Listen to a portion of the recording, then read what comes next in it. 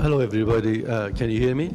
Yes. Okay. I have two very informed persons sitting on both sides of me, and they will definitely tell you more about the reasons we have got to this point. But I'm going to lead you to them by telling you a biography of myself and my experience as an immigrant.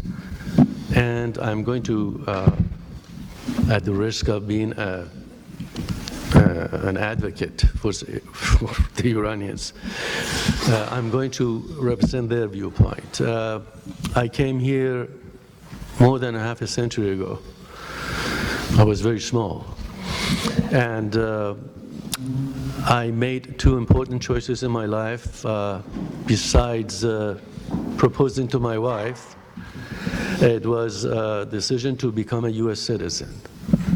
I chose to be a U.S. citizen because of what it stood for, because of the freedom, liberty that it offered, and also because of the fact that I hated monarchy and the kings. I have lived a wonderful life in the past more than 40 years before Paris and her organizations got here. I was involved, and I'm still involved with the service to the community. I have 4 kids. I took them back to my native country, in the past 10 years and 14 years. I just want to tell you about my experience there and show you how prejudiced the American media is toward the Iranian people, culture, and their heritage. When I took my kids back home in 2010, the girls were asking me questions about the availability of chargers or sockets for their iPhone and stuff like that. And I remember the last time I took my son over there, everybody was telling him, don't go over there, it's very dangerous.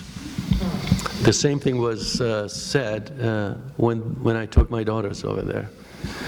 I took my daughters to Iran, to the capital, and one of the first things that I did was I took my twins to a place called Paytaht in Tehran, where they had all kinds of cell phones. And I purchased a new iPhone for her, and she brought back the iPhone here, and she took it to an Apple store to program it, and they told her, where did you get this? We don't have that model yet. So that tells you how advanced in technology they are over there. One other thing that one of the twins told me, he said she was surprised that she saw buildings taller than 4 stories built, 4 stories. And that struck something. I mean, I start to reminisce, I'm sorry, about the movies that I had seen about Iran and their demonstrations and protests in the streets. And I realized that the American media never shows a building taller than 4 stories in Iran. You think that the entire country is like 2-story buildings and stuff like that. I took my daughters to a location in Tehran where they had built condominiums on the slopes, and each tenant they had these elevators that would take their cars and would take them up all the way in the mountain. She wouldn't believe that. She couldn't believe that. We drove 3 days on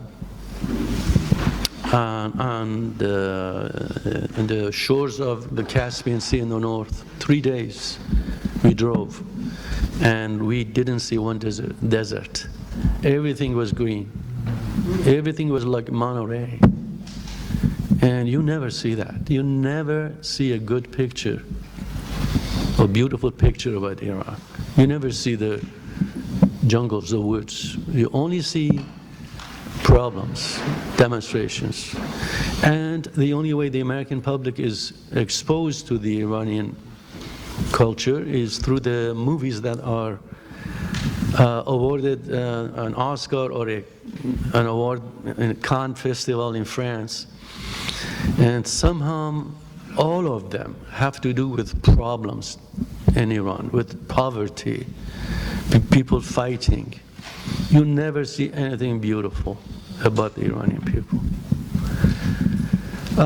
Iranian people are very proud, extremely nationalistic. And when they see their heritage is being laughed at, like a movie called 300 Spartans, the most glorious part of the Iranian history, you make fun of it here.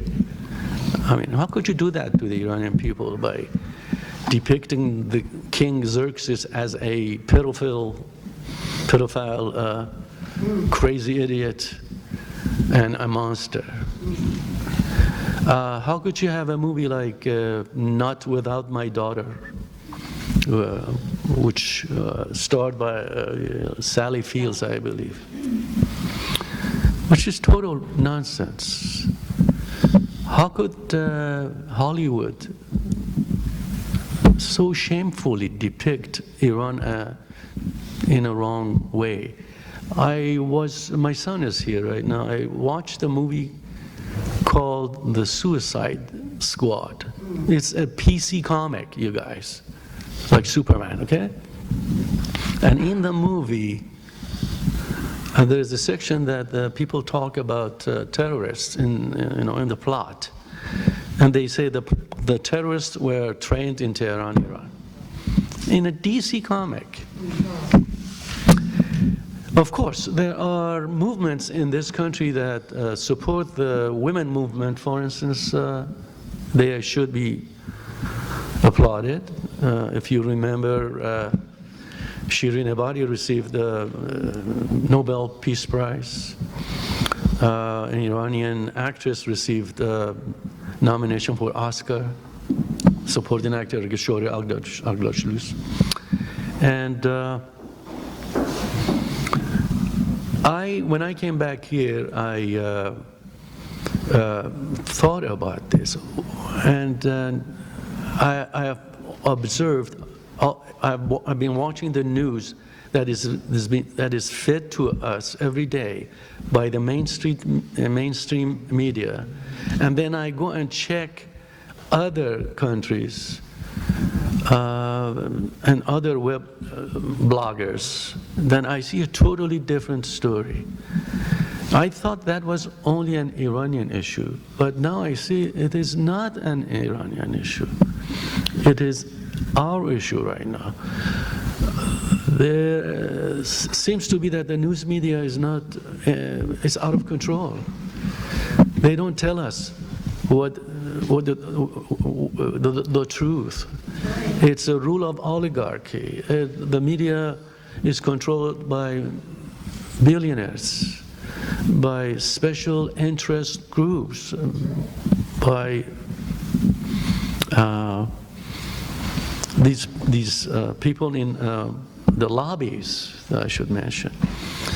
And I will talk about the crisis after these gentlemen talk about it. I will give you my own opinion about the recent crisis that we are here to talk about.